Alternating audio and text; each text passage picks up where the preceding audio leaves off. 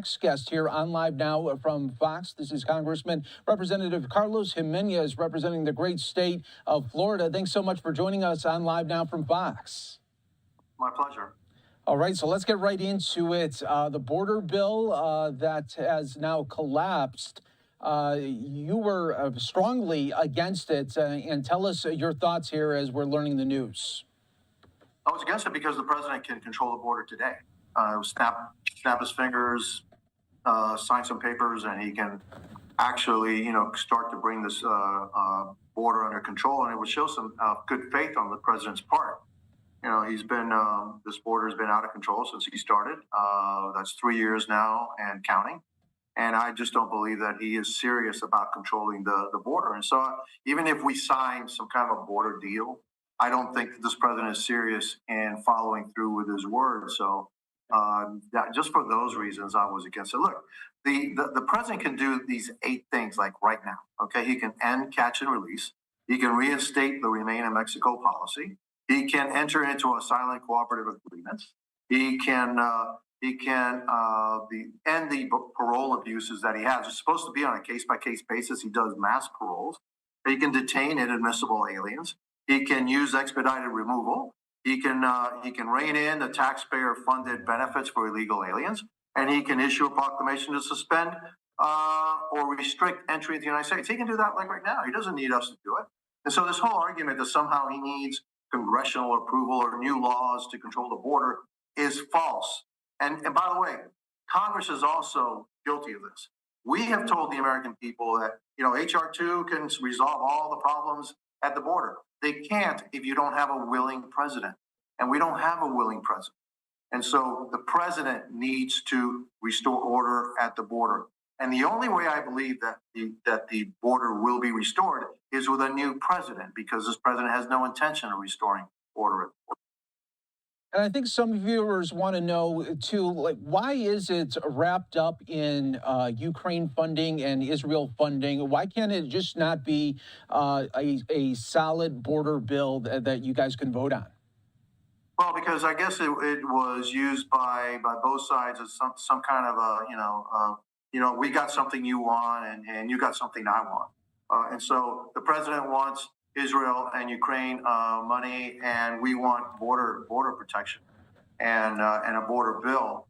And so I guess this was, we're holding each other hostage with this, and that was the play. Now that the border issue is dissolving, we need to look at these issues on an individual basis. And I still think that the Republicans here, we want something to control the border. But I'm telling you, it just, even if we get something, we're fooling ourselves if we somehow think that that's going to resolve the issues at the border, and actually kind of falls into the narrative that the president is using, right? That, hey, I need Congress to give me the authority to do some of these things so I can control the border. That's baloney. He's got the authority already. He can do it.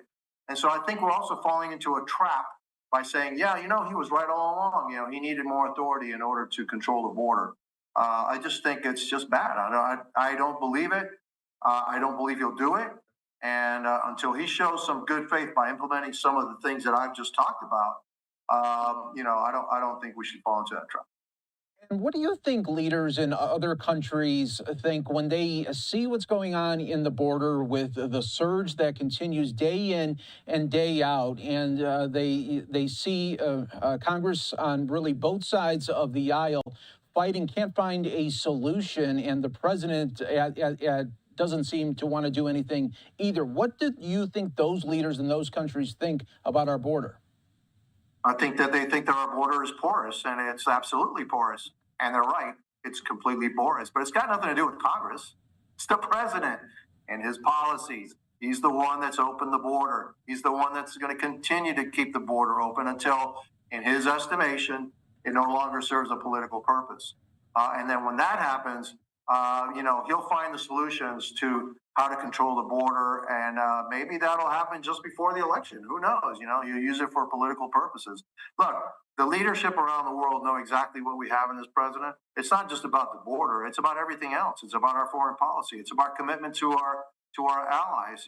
He does Every decision he makes, it runs counter to the interests of the United States of America. It's on purpose, I guess, because you can't be wrong all the time, but he is wrong all the time.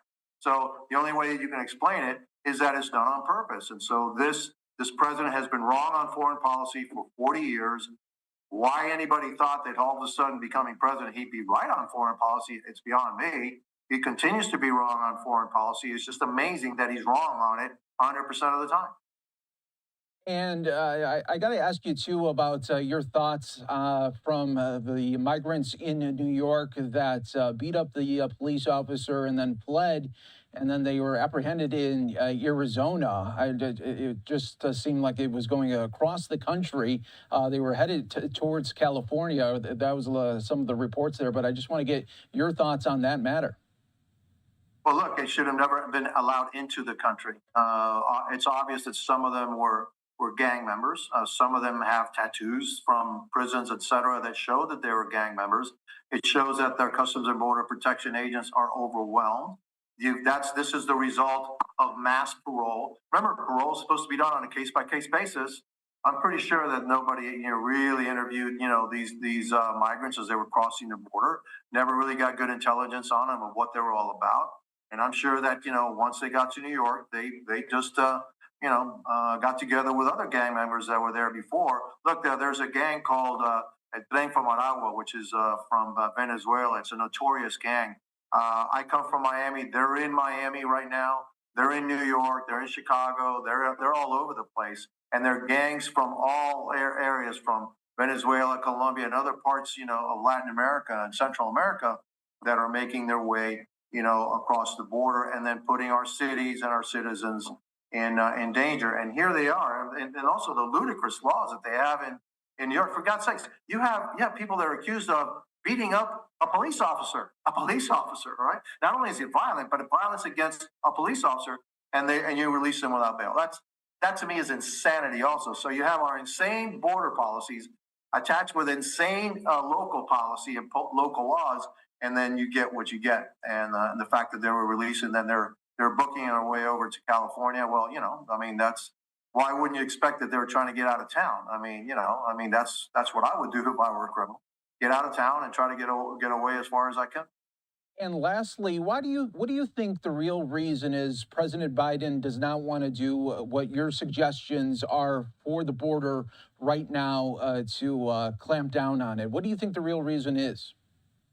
Look, it's all speculation. I've been trying to figure this out for 3 years because it doesn't make sense. They can't vote. Maybe they can. I don't know. Maybe it's a whole ploy to, get more Democrat voters. That's one of the theories that's going around. Wants open borders, and so he's trying to, placate his base. But it's on purpose. This is not by accident. Look, his own Customs and Border Protection agents and his higher ups are telling him, look, if you reinstitute remain in Mexico, you reinstitute a case-by-case parole method, you reinstitute detainment, that'll cut it down by 70%. The reason that you have all these number of people trying to get to the United States is because they know they have an 85% chance of getting into the United States, whereas before, under the Trump administration, you maybe had a 10% chance of getting into the United States. Those that really had a valid asylum claim are actually getting in. When you now say, hey, the borders are open, 85% to get in, a lot of people are going to, take that chance. Those are pretty good odds, and then you getting an asylum hearing 8 to 10 years in the future. That means you're going to set up shop here in the United States. And then what? We're going to deport you after 8 or 10 years, later. I think most people will take that chance. That's what's happening. Why it's happening, I don't know, but I know it's happening on purpose, and it's in violation of the law and the intent of Congress. And Mr. Congressman, thank you so much for your time, especially on the news here of the day, the border bill collapsing. We appreciate it here on Live Now from Fox, and you have a good rest of